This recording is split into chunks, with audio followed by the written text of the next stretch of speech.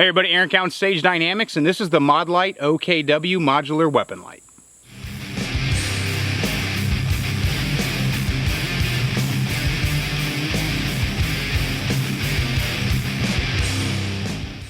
The OKW modular head from Modlite is one of two heads they currently offer, and it's more geared towards longer distance shooting, which is something I've been waiting for a very, very long time.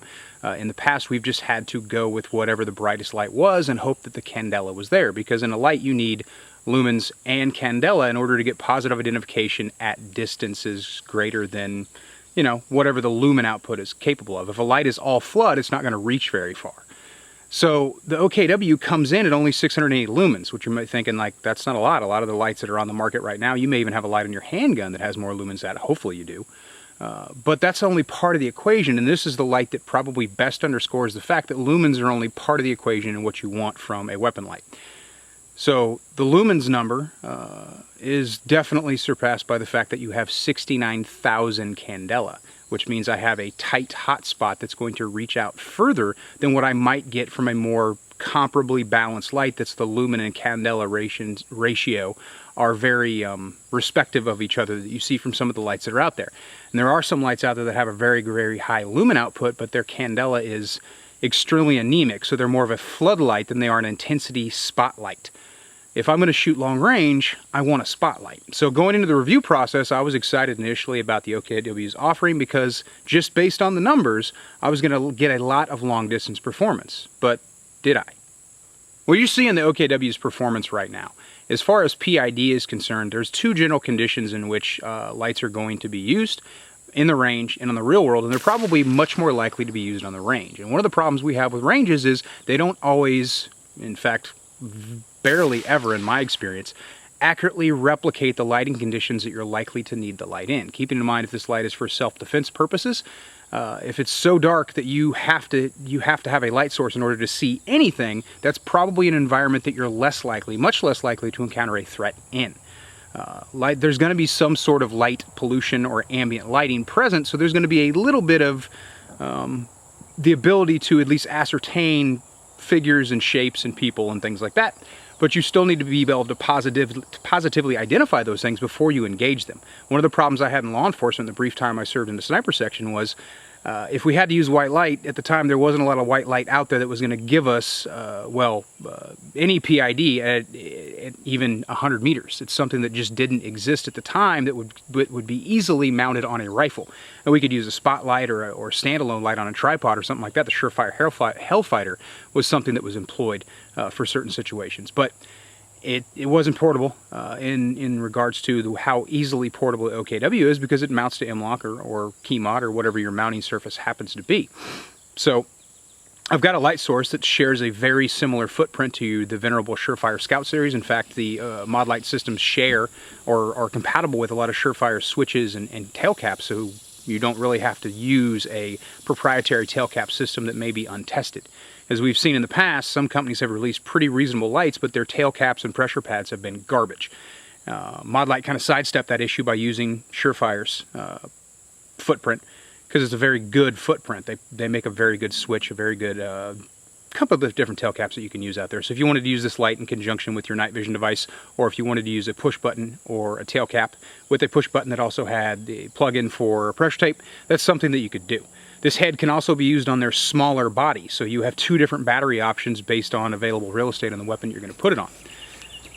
As far as that performance goes, I'm able to get PID in those more range settings. Obviously, if it's super dark and there's not a lot of light pollution, I don't have a lot of photonic barriers, cross-lighting, backlighting, things like that. It's very easy for me to positively identify, recognize targets that are armed, recognize targets that are unarmed if I'm doing some kind of shoot, no shoot, low light drill, and hitting steel at the 250, 300 meters, positively identifying which plate I'm supposed to be shooting at by counting over.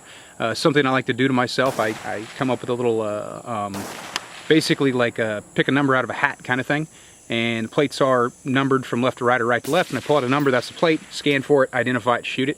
Not quite a accurate representation of how real life positive identification is supposed to go, but it underscores the ability of the light to reach out and allow me to positively see what I'm trying to see when I'm trying to see it.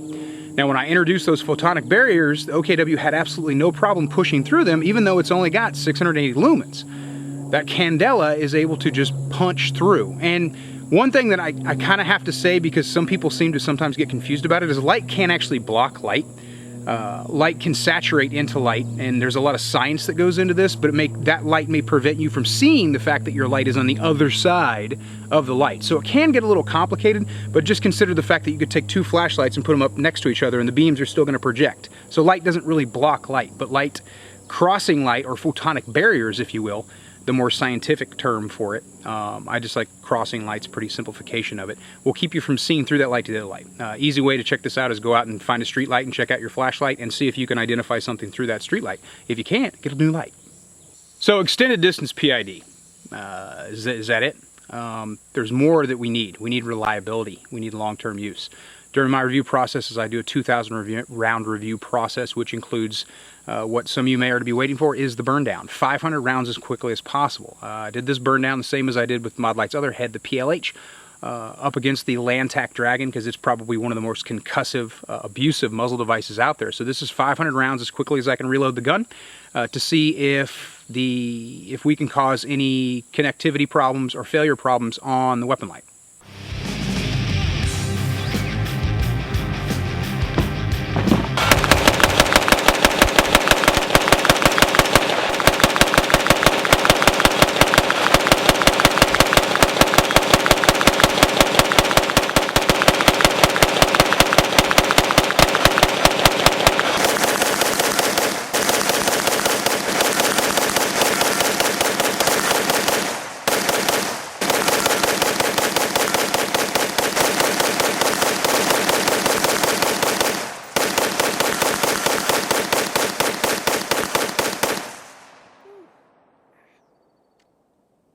There you go, that's your burn down, 500 rounds, no problems whatsoever. As you saw throughout the video, the light was on the entire time and we did not experience any issues. So as far as the burn down goes, that's a pass. Now, another thing that I have started doing as far as standardized testing goes, and this is something that's going to continue to be controversial, and at this point I don't really care to explain it because I've explained it in 19 different ways in 19 different places, is drop testing. Shock isolation, shock loading impacts to the weapon light. One of the things that I was apprehensive about with Modlite's products is the glass that they chose to use. So one thing I do is impact testing. I used UTM 556 and UTM 9mm direct impacts to the lens, because I have seen flashlight lenses, especially some of the cheaper flashlights, fail dramatically when coming in contact with UTMs during force on force. Testing these against the OKW, no failures on the lens whatsoever. And of course, drop testing, shoulder height drop testing on the rifle. Not super scientific, even though I am the same height. I'm not going to drop the light from the exact same height. It's not going to hit the exact same way every single time I drop it. But life is chaos, so I kind of appreciate that. So during the 2,000 round review process, I dropped the light 4 times on concrete.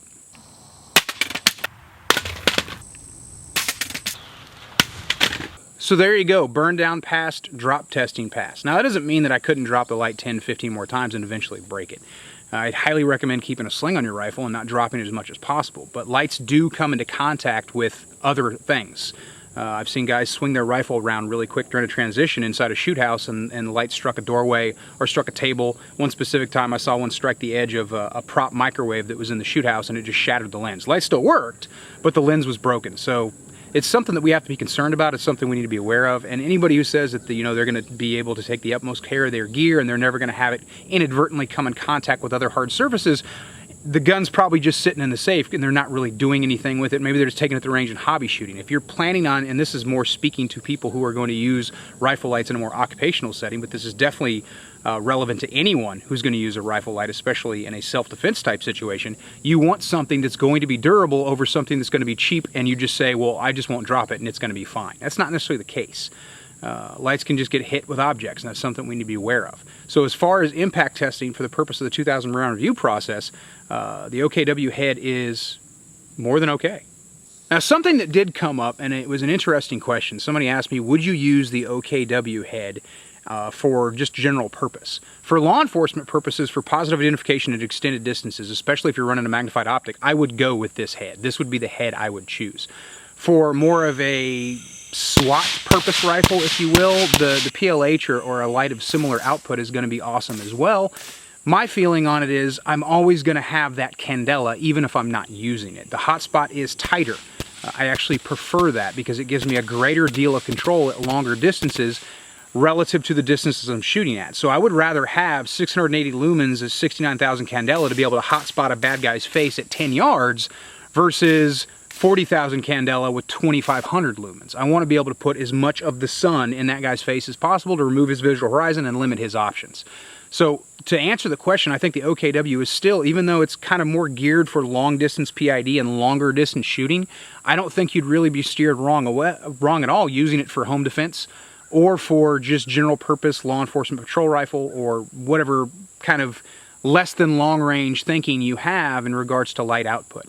Some people like more of a floodlight for CQB type purposes. I don't think there's any reason why you couldn't use the OKW. It's going to provide an efficient amount of lumens so you can umbrella light or something like that indoors, but that candela is not something you're going to get from another light. So if you're working in larger structures, depending on your area, depending on your focus, depending on your mission, if you're going to be working in larger commercial structures or office buildings, that 69,000 candela will not do you wrong.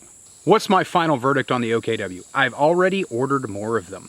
I think this might be, until they or someone else produces something that's going to outperform it in all categories, this is probably going to be my go-to light. Not only for long distance shooting, it's awesome for that, but I think it's something that I'm definitely going to spend considerably more time with on a more general purpose rifle to see if there is a considerable gain of candela over lumens for just general self-defense, force-on-force type purposes. It's something I'm definitely going to start incorporating into my own force-on-force practice, as well as my own more close-range rifle practice. And I'd love to see Modlite offer a full-time handheld option with, well, I mean, you could use either head, but I think the OKW as a handheld light would also be pretty sweet. So if you want a light for extreme long-distance shooting, this is definitely one you should look at. When I say extreme long distance, I mean you can get PID reasonably even with a lot of light pollution at 200, 250 meters, which is something a lot of lights, most lights, pretty much any other light I've seen except for the Cloud Defensive Owl is not going to be able to give you. That candela output is really giving me what I need. So if you're looking for something that's going to give you PID at extended distances over what you're getting from your current light, I think you should highly consider the Modlite offerings. Their prices are reasonable, the heads are modular, and you can switch things around, change things. You got different body size options, different tail cap options that you can employ because they're all surefire footprint. So it's definitely something you should check out. So my opinion on the OKW is it's pretty damn awesome. I'm Aaron Count with Sage Dynamics. Train accordingly.